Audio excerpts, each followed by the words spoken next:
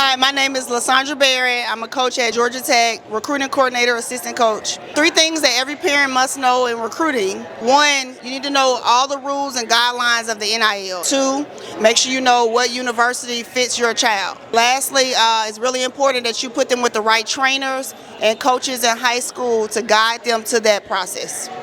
Welcome to It's Just Different podcast, where we bring on people who have been where you're trying to go and or have helped countless athletes get there. I'm your host, Esteemed Roberts, and today we got recruiting coordinator, Coach Barrett from Georgia Tech. Absolutely. How you feeling? I'm good. I'm doing good. Thank you for having me.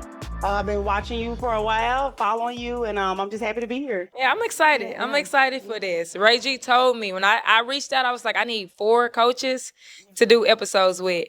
And you was the first one. He said, you got to get my girl on. Appreciate that. I appreciate that. I spent time here in Texas. Yeah. Before coming to Georgia Tech, I was at University of Houston. Yeah. How long were you at Houston? 3 years. 3 years. And what were you doing there? Assistant coach. Okay. Yeah. Okay. H-Town. H-Town. So this is coming. I got family here in Fort Worth. Okay. A lot of my family lives here, so Texas is like a second home. Yeah. I love that. Are you looking for film review, film breakdown sessions, consultations, or even ebooks to help guide you through this thing called basketball? Well, I got you covered. Make sure you visit ashleyandroberts.com for all your basketball needs, and let me know how I can help you. Again, ashleyandroberts.com. So we start this podcast off with what's different. The name of the podcast is called It's Just Different, and I think the game of basketball is just different, whether that's good or bad. What would you say is different as it relates to recruitment? Recruitment, I would say the exposure. Mm-hmm. Exposure is good, and exposure could be 2 different things just because it's more attention, and it's just the way you use that. Mm-hmm. So now that all eyes are players younger and younger. I mean, I see players and kids are verified it's in 7th grade and 8th grade, but just seeing how many eyes are on women's basketball now, that's the difference that you see in the last just 5. It's more eyes on the game. So, you have a platform now, no matter what age, if you're a college athlete, if you're an up-and-coming high school athlete, eyes are on you, and the amount of exposure right now is that it's... Yeah.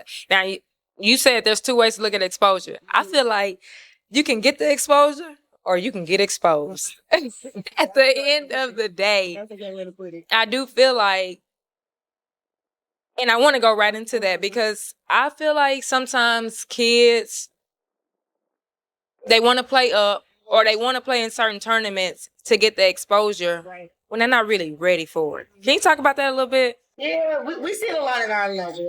I think the biggest thing is the social media aspect of it. So if you get a kid sent to you from DMs or a coach or scout services to you, and you go out and watch that kid, you want to be able to see what you saw on film. Yeah. In that highlight tape, what you heard about, what you see in the description of their game, and I think that's what you're hitting on to, because if I go to a game, it's like that's not matching up. Yeah.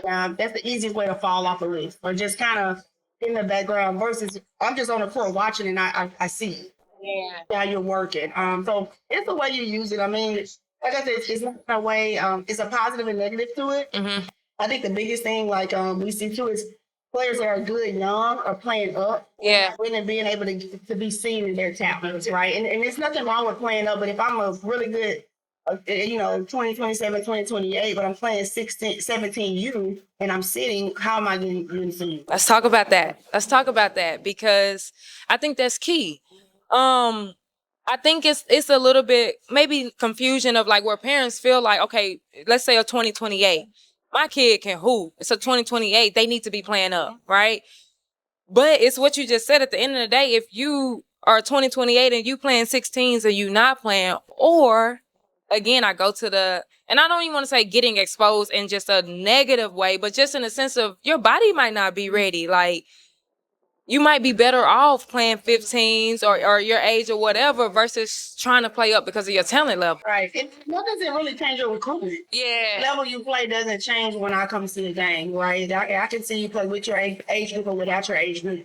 It's what you do on the court. Yourself is what matters. And I think that's more to, I guess, like the the hype about, oh, I'm playing up, Yeah. and the kind of stigma that comes with it, but that has nothing to do with your recruitment. You don't get an extra star because you play 17. Yeah. It's what, how do you do with your minutes on the floor? And I think that's the biggest thing we see.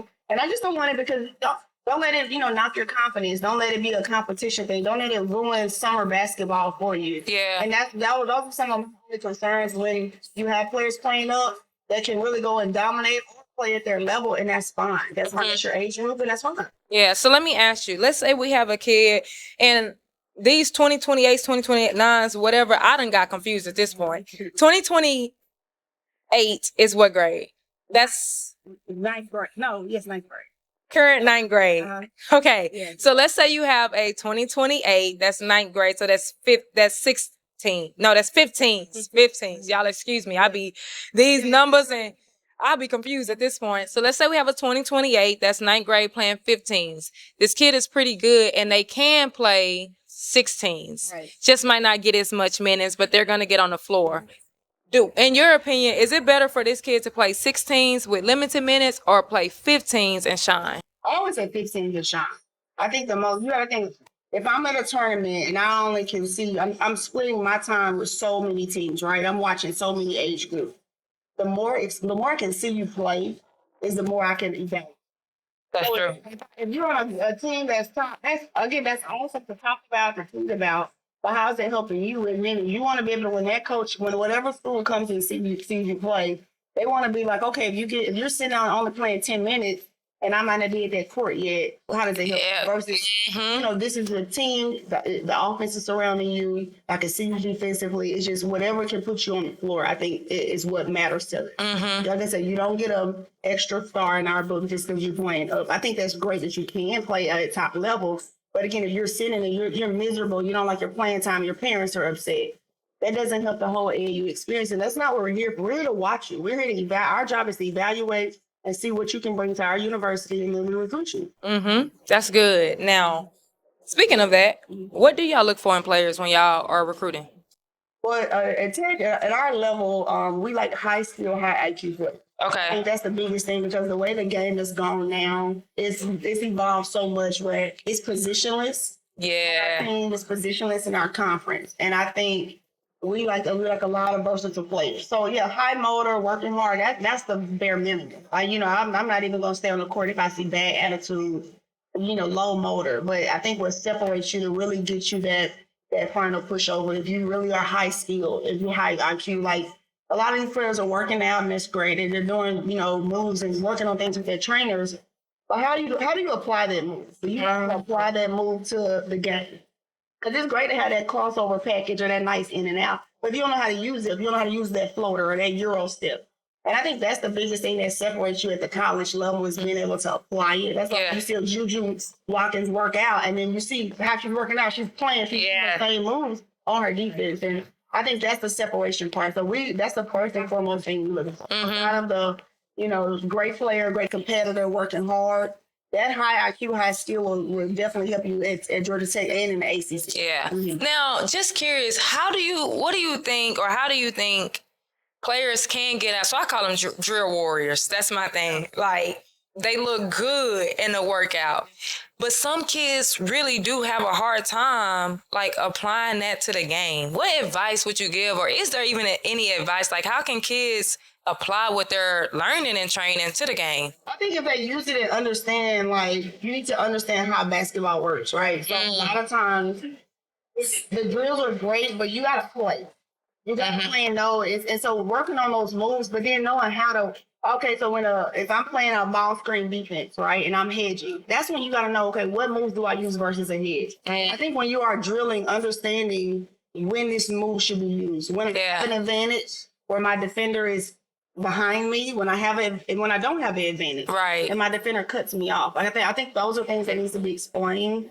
Of like, hey, this move should be utilized when you're trapped. Yeah. Like things like that. So, you see and you watch players work out, and it's just not applying it. It's hard to watch. It's hard to watch sometimes because it's like great move, but Wrong way to use it. And I think a lot of kids, they're in the gym all the time, right? They're always in the gym, but when they get in that game, I know. A lot of shot makers, A lot of shot takers. that's the thing we talk about as coaches a lot of, a lot of shots to miss, especially the 3 ball. We know that from the, blame Steph Curry, whatever you want to say, but shot makers. Shot makers will get you a nod, will get you an offer. Shot being able to consistently over a summer knock it down. Not go if I watch you for a 3-day tournament and you're like 7 for 30 or 2 for 25. Like you gotta be able to show that you can knock down wide open shots. Yeah.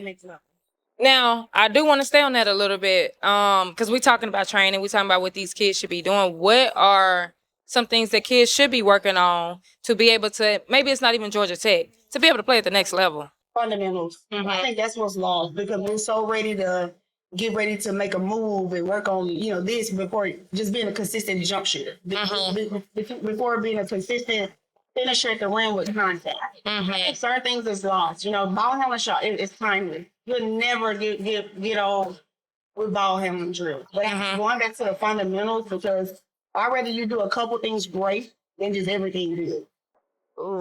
When you get ready to be scouted, what do you do? What do you do well? What do you do great? Now, those are some questions I like to ask. Or if I'll ask a recruit on the phone, if I gave you the ball with 10 seconds left in the game, what's your move? Or where on the court do you want to score? Yeah. And you have a lot of I don't know. So then that tells me, well, what's your identity? Are you a slasher? Are you, are you, my mid-range is key. Like, I'm just lethal from the 3-point line. Finding something to be great at before you just start adding a lot to the package. And a lot of this is big with post players. Yeah. Because a lot of them want to go ahead and start shooting before they even become a really good inside. Listen, a lot of them don't even want to be down there. That's a loss. And it's fine. But the way our conference plays, you don't really have that to the Right, which I was going to say, which is not a bad thing, Like the SEC, but we're 4-1 in at Georgia Tech. But I do think being able to be really good at one or two things and master that, and then you can start adding it. Yeah, but that's the one right there, and I talk about that a lot. I think when you are good at one thing, that's what catches the coach's attention. Like, if you can shoot the hell out the ball. Oh, I'm writing it down. Or I'm like rebounding. Everybody needs rebounders, right? So defenders, she locks up. Yes. All right, she might not have had a point today, but she just shut down the number one player in ESPN, and everybody came to watch her, but she just shut her down. Hey, you know what? Everybody's flipping in their book. Yes. You miss those things. The fundamentals of things are at times that will never get old in basketball. Yes. Parents, if you don't take anything from this episode, and players, like, I do think that that's important. Like, be good at something. Like, so many players are trying to be good at everything. They want to work on everything. I had a kid that was on a panel that I did before, Kendall Mosley. Kendall Mosley is going to, I think, San Diego State. Hopefully that's right. Yes, I think it's San Diego State. But anyways, her last year, she had 0 offers. And I asked her what was different. She told me she got in the gym and she worked on shooting. She knew she was a good shooter, and she was one of the best shooters in the state, right? Like, but she focused on one thing. And I think that's key. Oh, absolutely. And they help them buy in. They have them get confidence in one area. Yeah. I know what I did. And then slowly, when you get to college, we might let's add a pull-up to your package. A rim finish to your package. So you can add more, but I don't want to recruit you and just mediocre and just average. At everything, yes. And it's hard for me That's a good point. That's a good point. I love that. Now, you gave the example of being on the phone with a kid and you'll get them a scenario. These kids, and I don't know who you talking to. You said you like high IQ, high level. But the thing that I have found, these kids don't know how to be on the phone. Yeah. They don't ask questions. Yeah. And maybe it's because they just don't know what to ask. Yeah. What are some things they should be asking when they're on the phone with these college coaches? Yeah, that's a good point. I think one, we're not in the most social generation. Yeah. Because of technology. I think that's one. So you understand. I have more players say, "Oh, DM me," or take, which is fine. You adapt to the time. But I think the questions that needs to be asked is more so about the school and what the fit is like. I think we get the old family atmosphere. The typical questions. I want to go where I can play, but you want to ask, like, what if you're an offensive player and that head coach and that style of play is a defensive minded team? You need to ask that question.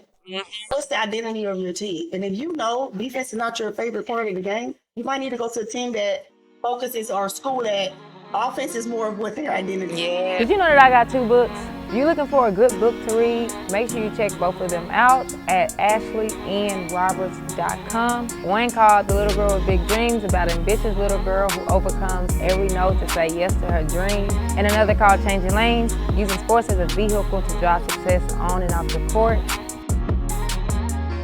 So you mentioned about fit earlier. Like, I feel like fit is important. Like, what questions should these parents be asking when they're talking to these coaches?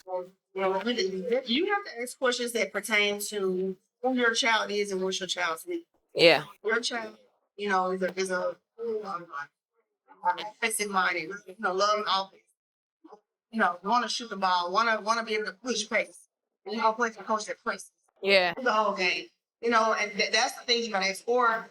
Your child needs to be nurtured, or they don't want to be cursed out every day. I go to a coach that's high strung, that's so it's things like that. Outside of the frame class, because we all recruit. We all give the same pitch in terms of like the general things. Oh my God, the questions that need to be asked in terms of how does my child fit, who you are as a coach, what you believe, and how do you see my child. Yeah. And I think really at the end of the day, it got to be some research done, because like you just said, it's a pitch. And I'm not saying coaches are just going to be out here lying, but you can't believe everything that a coach is going to say. Like, you have to go to a practice. You have to look at some other games, like, so that you can see for yourself, like, okay, as a player, I see myself with this team. As a parent, okay, I like the way that coach. I see my daughter playing for this team. I like the way the players interact with each other, because it's one thing of liking a coach, and sometimes you can't control it, but you get in the locker room and you just don't like the girls. Oh, no, yeah. I said one of our freshmen, Tiana Thompson, she was top 100 kid out of Georgia. They care about anything we show. My mom said, I just care about who's pouring into my daughter. That line right there, we were like, oh, so we did all this, none of that mattered to them. Again, if you're a parent, you want to see the best in your child. You want somebody to push you, nurture them, because they're becoming young women. Yes, absolutely. What does that look like? Am I just a jersey number? Is it a transactional thing? You got to know what you're signing. Absolutely. I got to stay on these parents. I always feel like I got to talk to the parents. Y'all are going to these games. Obviously, y'all recruiting the kids. What advice would you give to these parents as they're helping navigate their basketball kids' journey? They're at these games. Like, what advice would you give to them? As far as just watching, don't be that theory that, kind of overbearing in the stands. It's very noticeable. But, I get it. And that's your child. And we understand the passion that comes behind it. And you become the focus of your child's recruitment, is really, that becomes a problem. Yeah. Now, overbearing, what does that look like? Because I feel like we hear that word a lot, but parents don't know. I think we're just controlling the process with it. Yeah. You'll do a visit or you'll do a phone conversation and it's dominated by the fear. Got you. That's great, because again, you're leading your child. But is this what you want in your child? Yeah. And I think that's some of the questions that you have to see. And so when it comes, we're doing a visit and we're doing official, and I feel like I'm recruiting you more than so it's times when we want to separate. We separate the parent and the child. Players, just because that's what probably is going to be. Yeah. So being that parent that also is nurturing, but understanding that this is a college, it would be a separation piece. But we've had too many issues with parents where I think we normally have a conversation at the beginning of the year to just kind of like say, hey, they're adults now, it's not high school anymore. Yeah. Playing time, they calling all the time and things like that. You gotta let them grow a little bit. Absolutely. As far as in the high school level, I think the worst thing is just that parent is either overly loud and on the kid, or you just can notice a lot in a more negative light. Yeah. But for the most part, like I said, we try to do a good job of getting in front of it before it becomes. Yeah, now that's a good point. Now, I think a lot of this conversation is those kids that you're going to know about at the end of the day, whether that's through their top 25 kid, top 50, whatever, or recruiting services. There are also some kids that are talented that and I'm going to say Georgia Tech, and I'm going to really even speak college in general, right? That some schools might not know about. They're sending the emails, they're sending the highlight tapes. Like, what should that look like? Because y'all get a lot of emails. Y'all get a lot of DMs. I think a lot. I focus on highlight tape. Okay. It's like it's edit, right? Okay. So we recruit a lot international.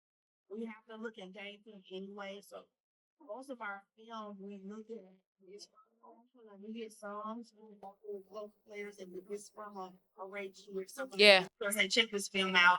So I think sharing your film with trusted people Okay. to help that are connected to problems. Makes sense. Emails and all that is great, but it gets But let's say Ashley Roberts has film. I'm pretty good. You're saying you would rather your first impression, because are you going to watch a game or are you just saying that needs to go to somebody else first? to put you on. I got you. Especially a state like Texas, there's so many people. Yeah. Name 5 right off top, right from hit that to that, and then send it to. Oh, hey, I know this university. I can get it. If you can be seen more before you just send me Yeah. email thread or Yeah. that's something. If you know somebody, if your high school coach can do it, can help you out. If that feels somebody that is connected to two coaches, and then blast it out. Then once that scout services are great. If you're here in the States, it's easy. We can catch you. We can catch you with your AAU team. Yeah. But always in the end of these like videos, put your AAU team, put your schedules, put that along in there or high school schedule because you want coaches to come out and see you. For the international stuff, we have to do that because we can only go out so many times. But those are full games we do like to watch. So like I said, here highlights are great, but I mean it's more for you and socially. Yeah. Highlights that help me evaluate. Right. So, and I want to make sure I'm clear. Let's say we got Ashley over here who's sent to Ray G. Let's just use Ray G for example. Ray G hit you up. Hey, I got a kid. You would want Ray G to send you. Your first thing would be send me the full game. Yes, full game, and then all information. I want name, your graduation year, what position, potential offers. So what high school, what AAU program she plays on. Then I'm watching, and then with the scouting services, they will already give us. Yeah. But we do our homework as well too. So there's like that kid. When we see that schedule, all right, we might be playing out in Texas. Let me go and Got you. let me go and watch a play. And then that's how the word of mouth goes. Yeah. So not only am I getting it, every coach is getting it, but just because you have a Rachel that's connected, we have the opportunity. Right. Now, and what the parents and players may not realize is like when you get that full game, you're watching the full game. So see, in the game, don't walk in on the floor. And don't in the game you just score. yeah. In the game, you might be you might get triple, double teams here if you're assist, you have double digits. Yeah. You kill the stats. Yeah. Those are games that I know you can see as just a amount of recognition. Yeah. So let's talk about that a little bit. When you are watching a game, what are some things you're looking at, you're pointing out when you're watching this kid? Overall, I think the biggest thing is how you play on both ends of the field. You and whatever your role is, because I'm not watching a point guard and watching to see how well she can get, right? Yeah. If you're a point guard and we need a point guard, I'm trying to see how you running that team. So I'm watching that flow of the game. Did you control the flow? Yeah. Right? Did you know when to push pace, when to slow it down? Did you put everybody in their positions? Are you assisting? Are you scoring as well? Are you reading off screen? If you're a post, are you running the board? Are you rebounding? How do you get up if we have to switch on guards? Or how's your post defense? Stop blocking. So I'm watching it for whatever position you are to see are you wearing that covered anything moves you cover it how. That's good.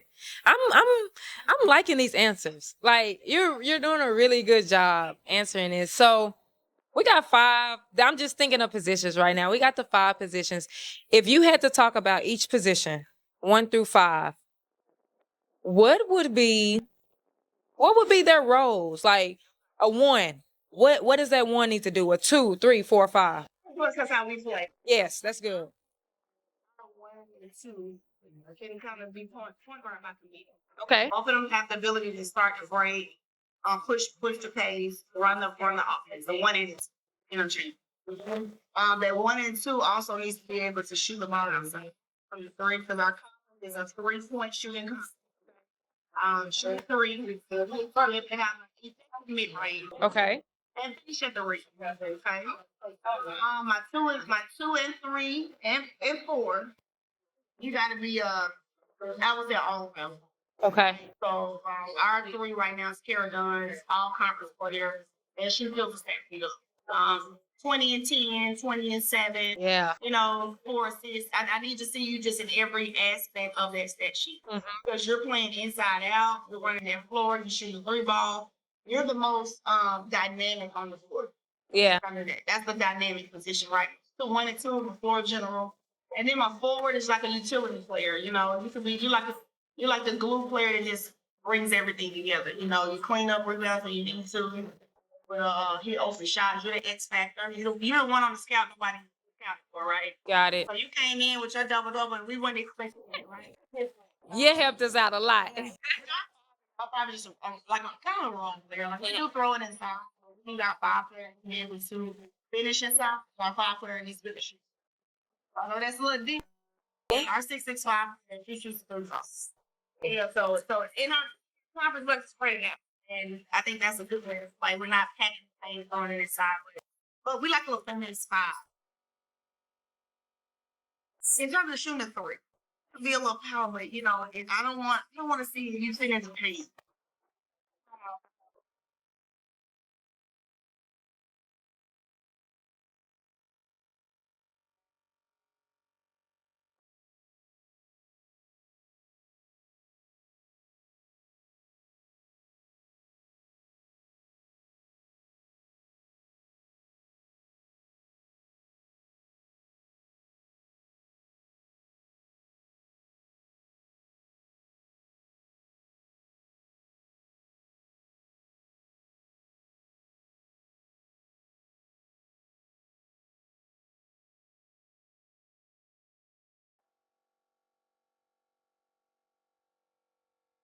When you're young, yes. When you're young, I think again it goes back to being good at what you're good.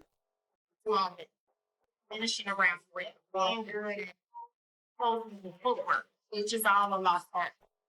I think as you get older and you grow your days, you need to have that in your pack.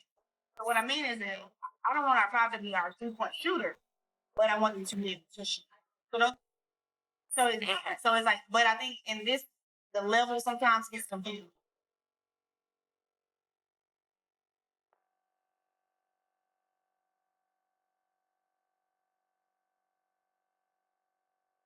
That makes a lot of sense. That's kind of what we get it's all of our goals.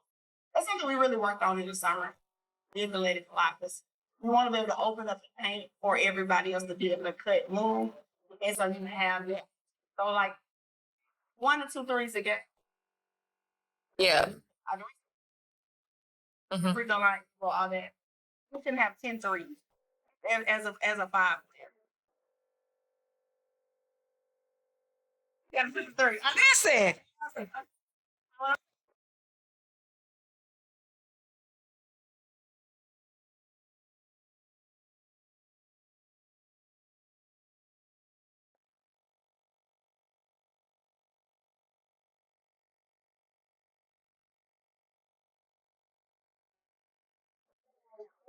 It's great to show versatility. It should be your entire. I think that's the thing. 1 or 2 possessions, or maybe even more than 1 or 2 possessions. It should not be who you are, and I think we fall in love with it. Everybody needs to get in there and battle and be that coach. And that's strange. But you should be able to do a little bit of both of them.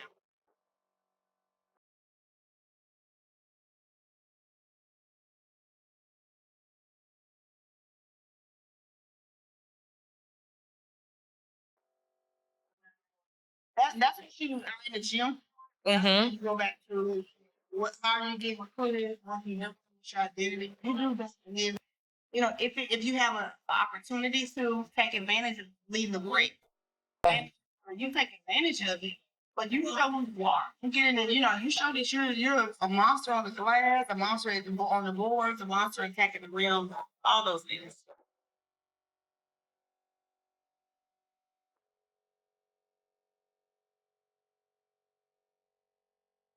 No.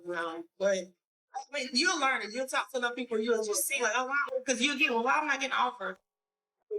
Well, I don't know how that's going to help my university, or wherever school that you're at is that, unless you go to school and that's what they do. But most of the time, that's why. More, yeah.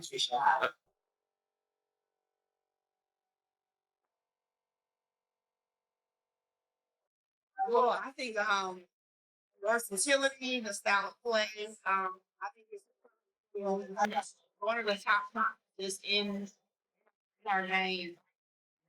I wouldn't say guard heavy, but I think it's versatility in terms of you see more of a guard. Right? I think SEC bigger, more physical than about the Big Ten.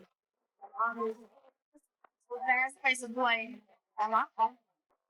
So that's gotta be so things you play are gonna be super dynamic.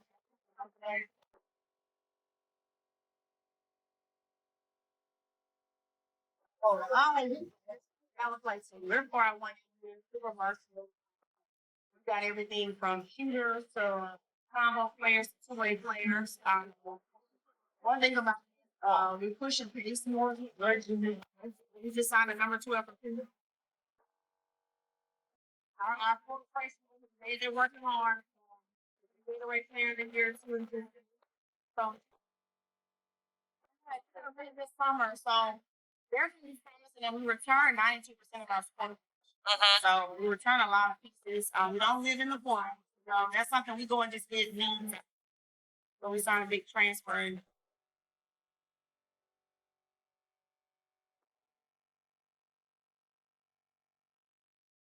we play person too, but I mean, I'm not knocking for it because that's not a meaning that we had. It's just living there. But part of that, guard down today, guard down some like our their style of play comes to the test.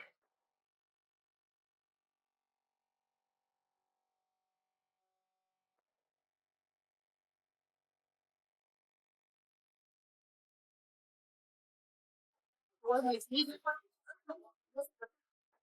As a coach, I'm a player's coach. When I play ball, so I feel it lately with me.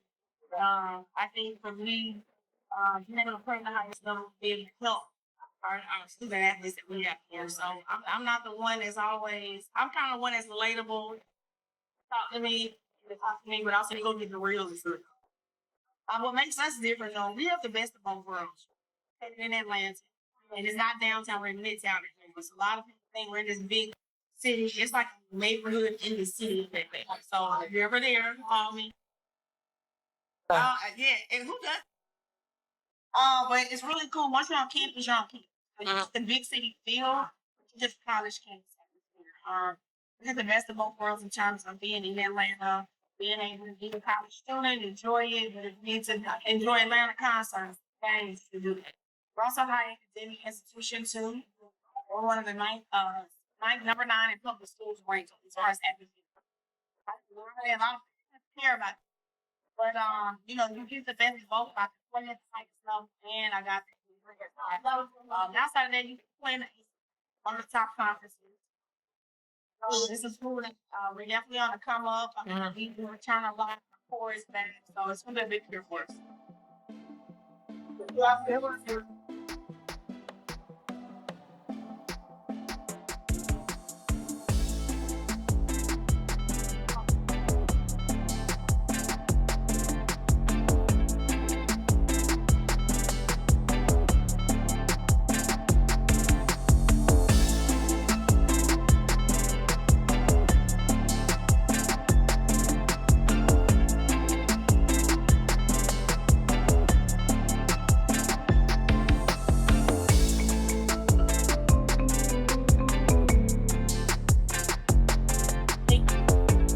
Yes, y'all been asking and we got it. The online store is available. We got sweatshirts, we got t-shirts, we got tights, we got shorts, we got headbands. We got it all. Make sure you check out the online store at itsjustdifferentapparel.com and use code podcast to get 10% off.